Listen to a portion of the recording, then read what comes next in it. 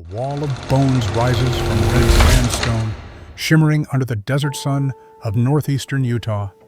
Vertebrae, ribs, and skulls intertwine like a stone tapestry, an entire prehistoric ecosystem frozen in time. To stand before it is to look into the pulse of the Jurassic world itself. But behind this miracle of stone lies a man history almost forgot. His name was Earl Douglass, the quiet dreamer who turned a patch of desert into one of America's greatest fossil treasures. More than a century ago, when the West was still wild and roads were just dusty trails, Douglass set out alone with a notebook, a pickaxe, and an obsession to find a dinosaur that would stand the test of time. What he found instead was something far greater, a monument to deep time, a cathedral carved not by human hands, but by nature itself. Every bone on that wall still carries his fingerprints, and every visitor who stands before it owes their awe to the man who refused to give up, even when no one believed him. Earl Douglass was not born into privilege or fame. He came from humble beginnings, born in 1862 in the rugged frontier of Utah, raised among canyons and coal dust. As a young man, he became a teacher in Montana, where his fascination with rocks and fossils quickly outgrew the classroom walls. He was not a flamboyant treasure hunter like Othniel Marsh or Edward Cope. He was quiet, patient, and deeply curious about the poetry hidden inside stone. His modest dream was simple: to find a dinosaur so complete that it could tell the story of an entire lost world. This passion led him to the Carnegie Museum of Natural History, where he joined the team of famed paleontologist William Holland. Douglass was meticulous, almost reverent in his methods.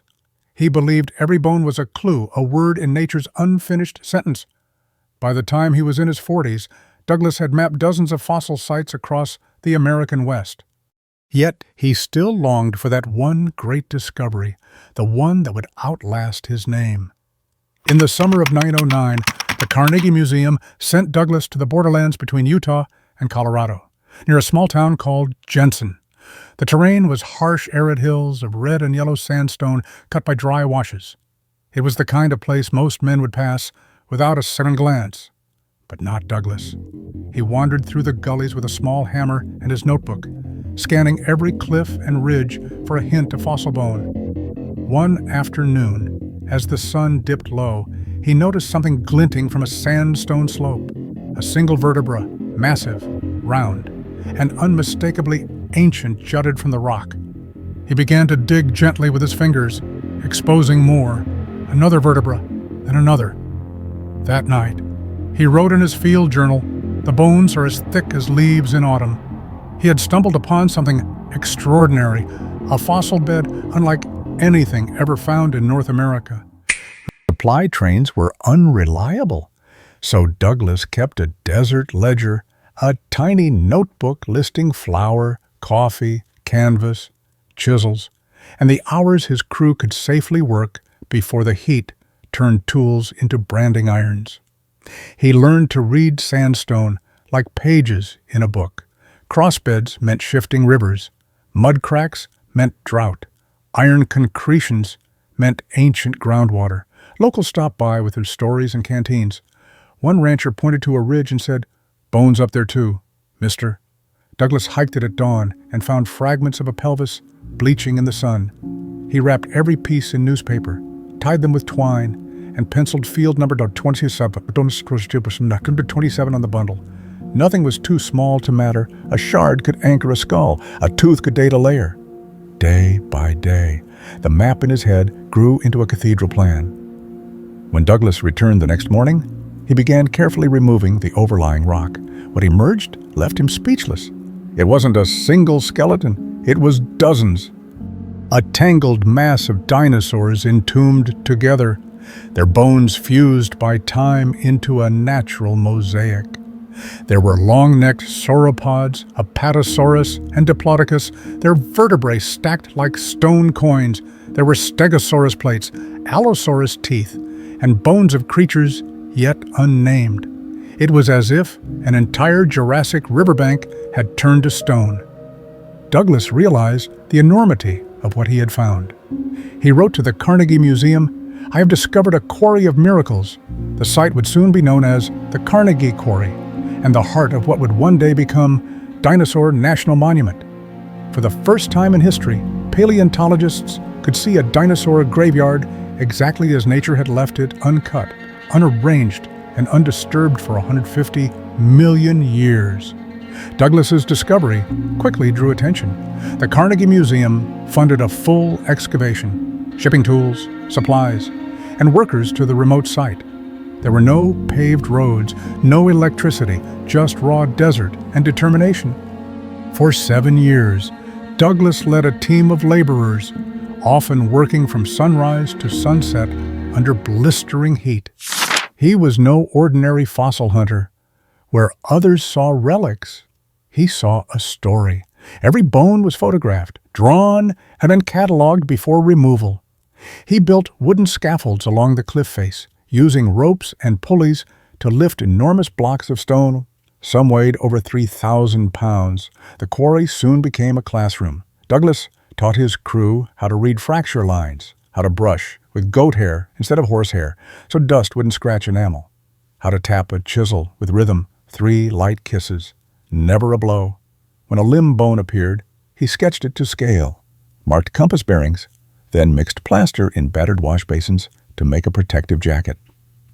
Burlap strips soaked in plaster cocooned the fossils, and on each jacket he wrote specimen number, grid square, stratigraphic level, date, and initials.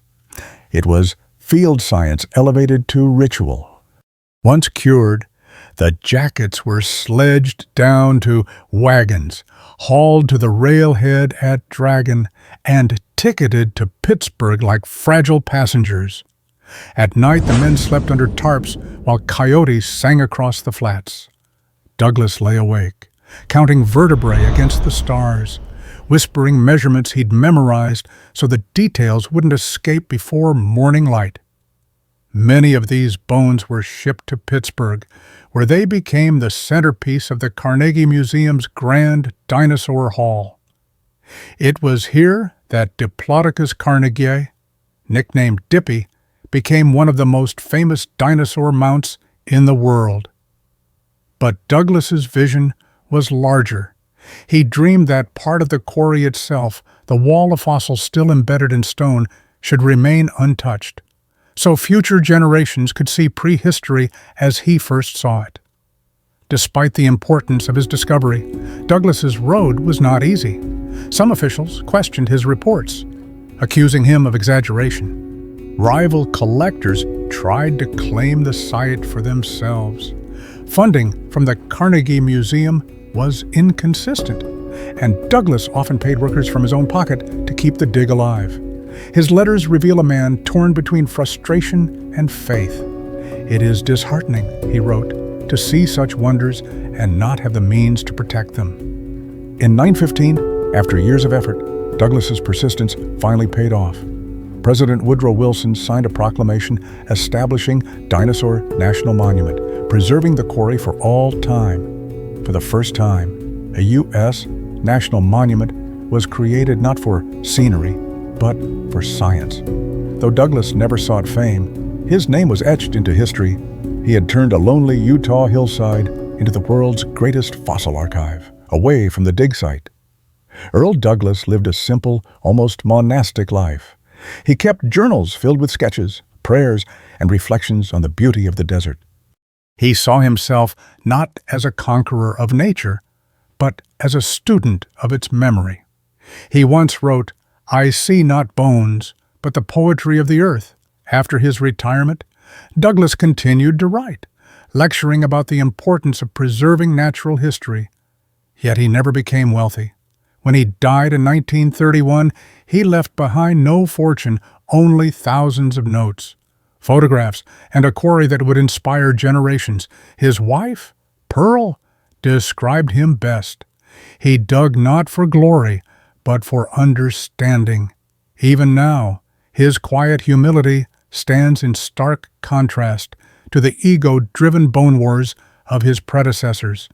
Today, more than a century later, the wall of bones still stands at the heart of Dinosaur National Monument, now housed inside the Carnegie Quarry Exhibit Hall. More than 1,500 bones remain exactly where Douglas found them, preserved in situ, emerging from the cliff face like a wave of stone life. Visitors walk along raised platforms, gazing at the bones of Allosaurus, Camptosaurus, and Apatosaurus still embedded in rock. The air is cool, the light soft. You can almost hear the echoes of Douglas's pickaxe tapping against sandstone.